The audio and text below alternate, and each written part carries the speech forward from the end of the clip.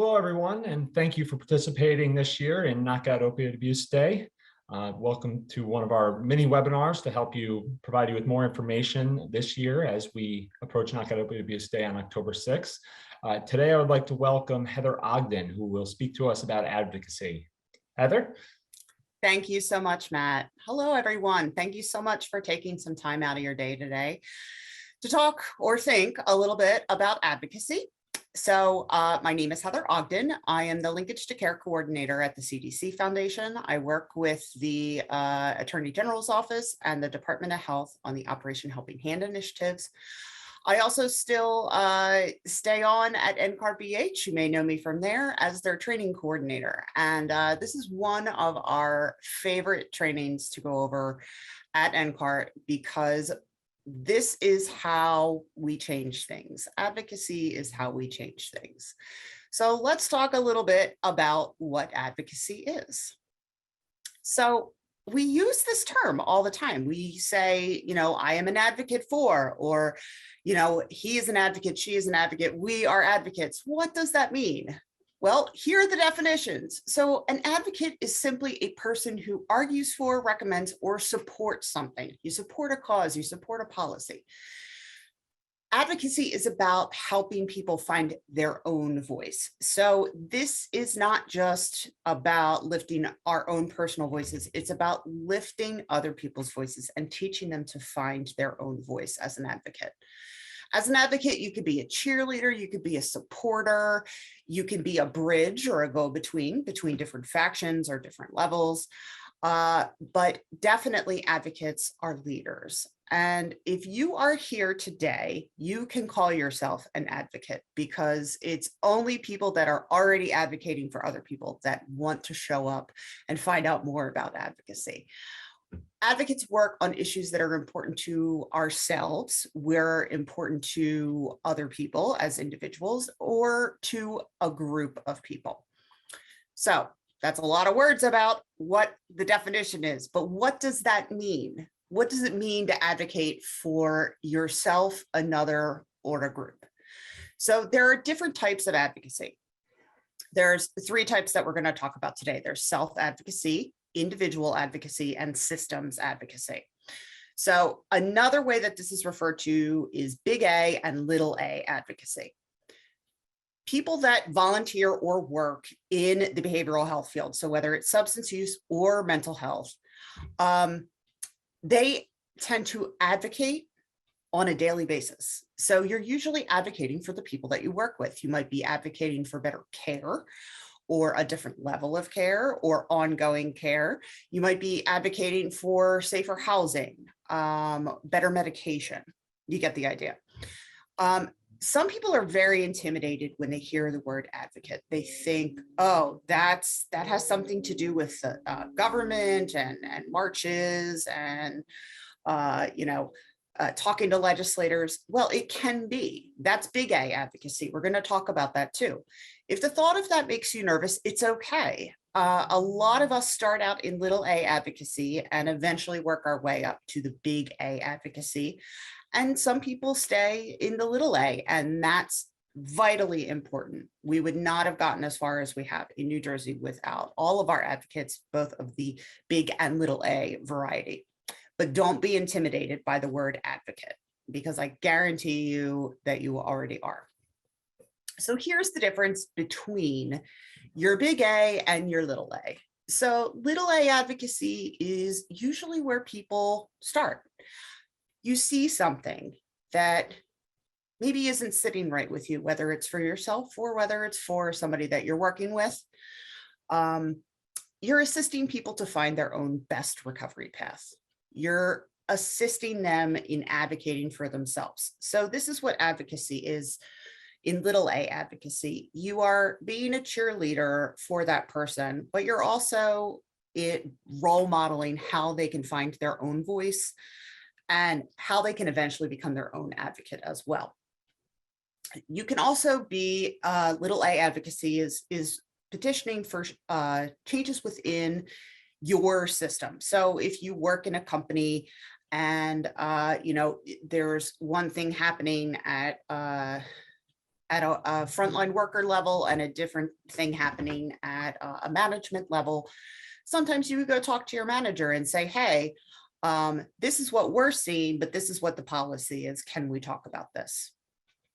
I know a lot of advocates, some of our most passionate advocates actually, are family members. You have loved ones that have either a substance use disorder or mental health condition or both, and you have been their primary advocate for them for many, many years. Thank you for advocating so much for your loved one. I know a lot of people in positions of family positions, loved one positions, you are the ones who actually really know how the system works. I've learned a lot from family advocates. So I started out in Little A advocacy. I myself am a person in long-term recovery from both substance use disorder and mental health issues. And when I came into recovery, the mental health piece was still really not talked about. And I have to say, we've come a long way, but we still have a very long way to go when it comes to co-occurring issues. But I knew that I needed to work on both of my conditions if I wanted to find lasting recovery. So I did have to become my own advocate and advocate for more tolerance and for more information and for more services for myself. Because of that and because of how difficult it was, it brought me to Big A advocacy. It was a journey for me. So Big A advocacy builds on Little A advocacy. So like I said before, you may start out in Little A, you may work your way up to Big A. Why that happens is because you realize that if you're fighting for one person, you will either see other people with the same issue, or you will realize that there are other people out there that has the exact same issue. And you come to the realization that it might not be a one-time only thing. This might be an issue with the system or the way things work. So in order to do Big A advocacy, you have to move past the idea that one person can't make a difference. One person can make a difference because there's a lot of one persons out there that are working towards the same thing. And advocacy works best when we all work together for the same end goal, even if our pathways to that end goal are just a little different. To do Big A advocacy, you have to be willing to possibly upset the status quo. So advocates get things done, but they kind of make waves in the middle sometimes. Now, I'm not saying the best way to do things is to go in, with screaming and yelling. That is not the best way to advocate. However, when you're advocating against a system that is not working well, you're going to make some waves because people are used to doing things the way that they have been doing them, and change can be scary. A lot of ways that we have to use our Big A advocacy does involve working with our legislature and our elected officials. Our decision makers is what we call them collectively, because they can be decision makers at a whole lot of different levels. So in order to have effective advocacy, it has to have these three different pieces. Now, again, this is Big A that we're talking about here. So grassroots, that's us. We're the people in recovery, we're the loved ones in recovery, the professionals, the allies. The electorate, those are our elected officials. They're the people that work for us. It's not the other way around. We elect them and we have a right to make requests of them and say, these are the things that we're saying and we need things that will help us further this cause. Those two together come up with effective policy. So if you take any of these pieces away, we no longer have this nice sturdy triangle. We have little pieces of lines that just kind of collapse. We need to have all three pieces in place. We don't want our elected officials to just make policy without our input. We can't make policy without the electorate's input. So we really need all three of these pieces in order to have the most effective Big A advocacy out there. So maybe you're watching this and you're thinking, well, I don't know where I would even start. Like, how would I start advocating for what I believed in and what I believe is important? think about what you're passionate about. So when you're talking to your friends or your family, what gets you riled up? What do you say? Oh, this really needs to change. Do you find that you're talking about the same thing in a lot of different places? That's probably the best starting place, because the most effective advocacy is genuine. It's something that comes from the heart. Advocacy at the big A level can be difficult and disheartening sometimes because the process can be very slow. However, it doesn't mean it's not working. So it should be something that is very important to you. So, people all pick different things to advocate about. Within our system, we've seen a lot of people advocate for funding for peer services, and it's worked, because when I came into the field 10 years ago, we had 2 recovery centers. Now we have one funded for each county in New Jersey. So in a decade, that's a lot of advocacy and a lot of funding. We also have peers in places that we never would have had them 10 years ago. So again, it's slow, but advocacy works. Enough people joined together and said, this is where we want our tax money spent. And it worked. And now we have all these peer services, which is fantastic. And I love it.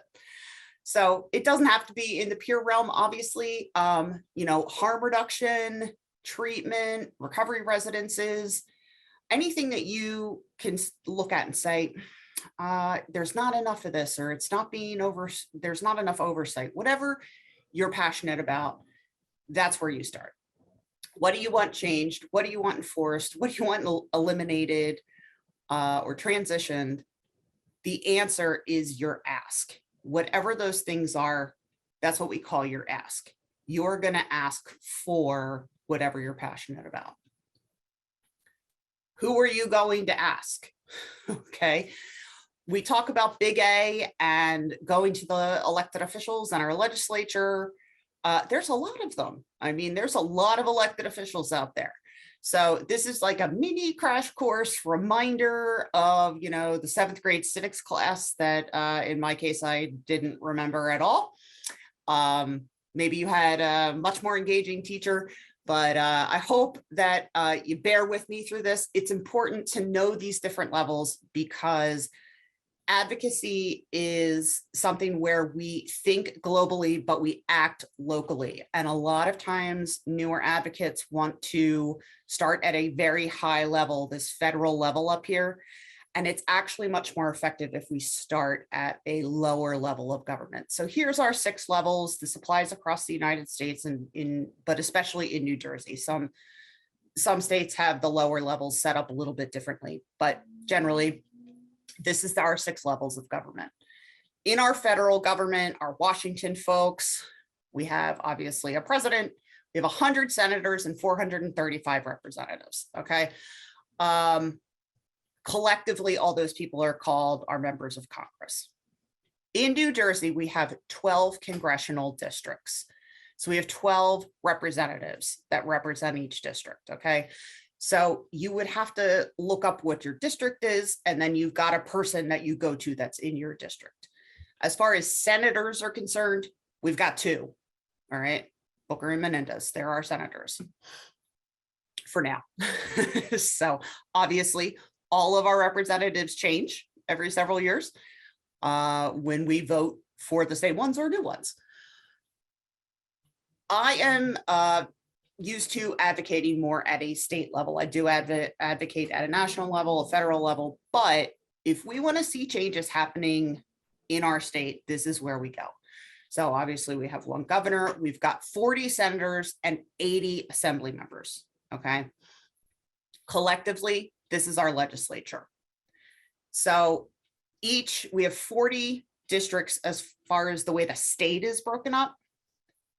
Every person has a senator and 2 assembly members. Those are the people, when we say, please contact your elected officials, those are the people that we're talking about.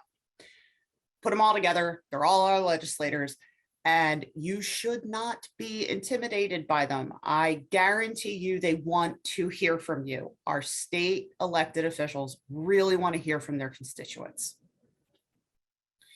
If you really want to see something happening, stay in your backyard. So if you know that people want to open a recovery residence and there's people that are trying to block that recovery residence, this is a county and municipal issue.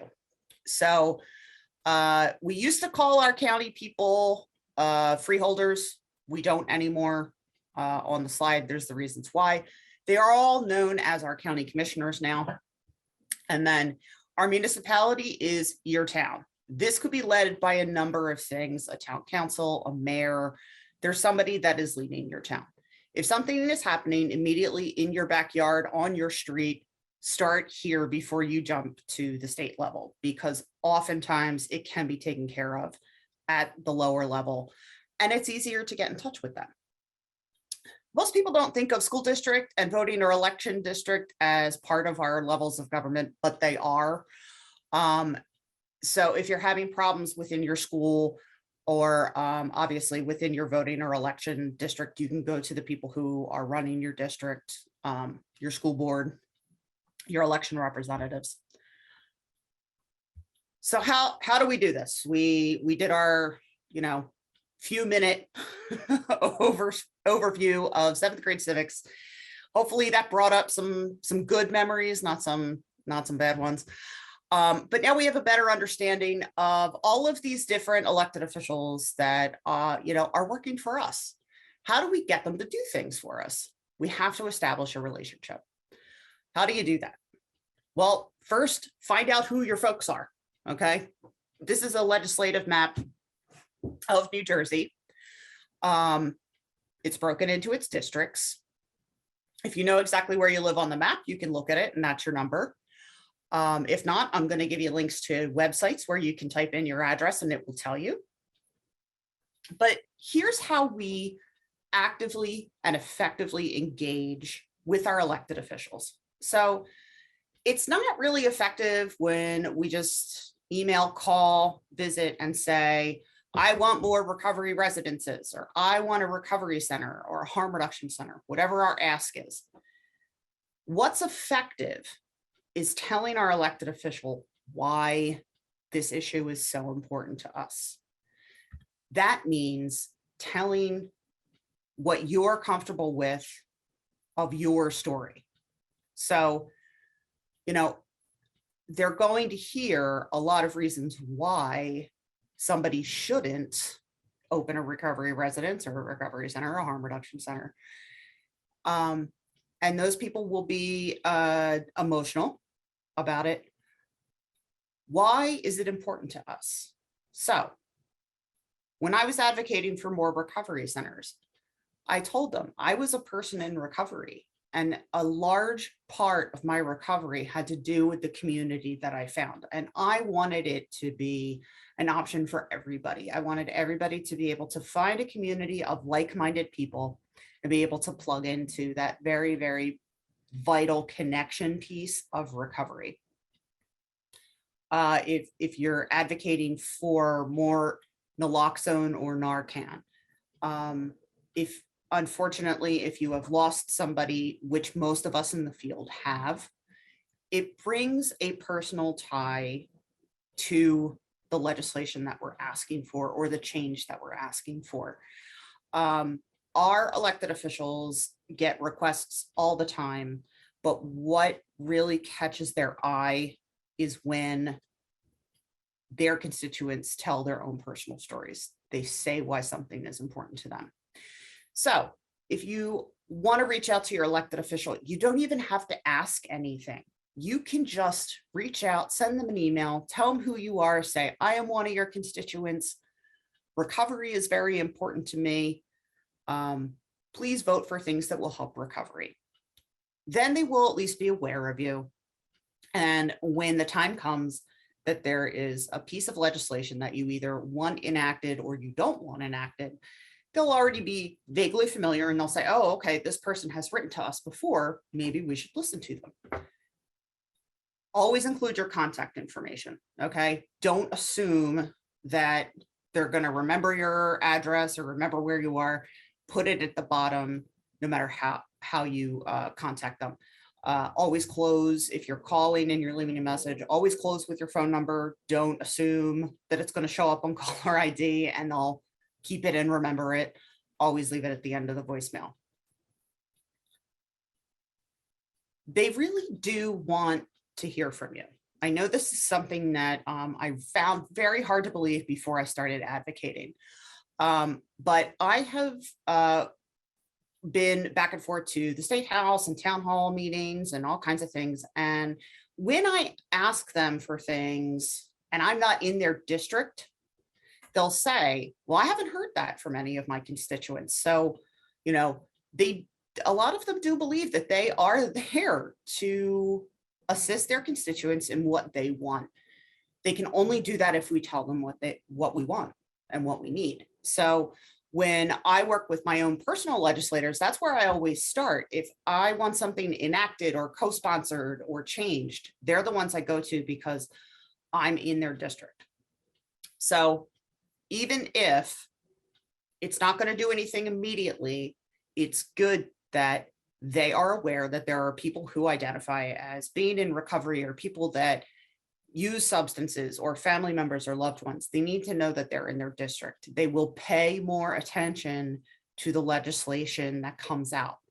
Thousands and thousands of bills are introduced every session that they're in, and they're not giving equal attention to all of them unless they know that it's important to the people that can vote them in and out of office. Okay, so it's important that they know what's important to you. So maybe you're watching this and you're like, okay, great. I'm going to try this Big A advocacy. I want to reach out to my elected officials, but I don't know who they are. That's okay. Most people don't when they first enter Big A advocacy. Here's some very handy links that will take you directly to a place where you can find out that very important information. So the first link is for your local New Jersey representatives. You can type in your address. They will tell you who's your senator and who your assembly people are. The second one is for the federal level.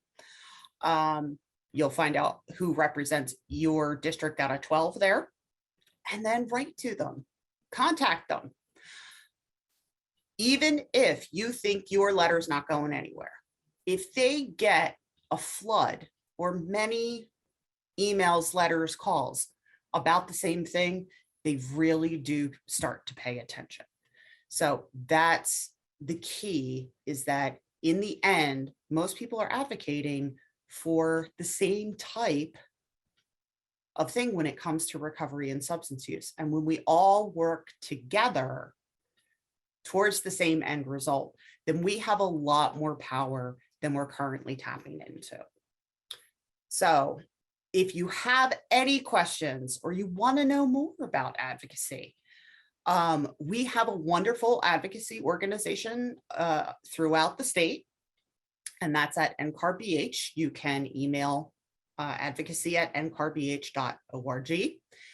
If you have questions for me about this training, about other trainings, about something that I said that you agree or disagree with, please feel free to contact me. This is my email address, hogden@cdcfoundation.org. The next link down there is just my references for the levels of government that I showed you today. I hope you have enjoyed this brief overview of advocacy and the importance of advocacy, and I hope to see you out there as an advocate. I look forward to meeting you. Thank you very much. Have a great day.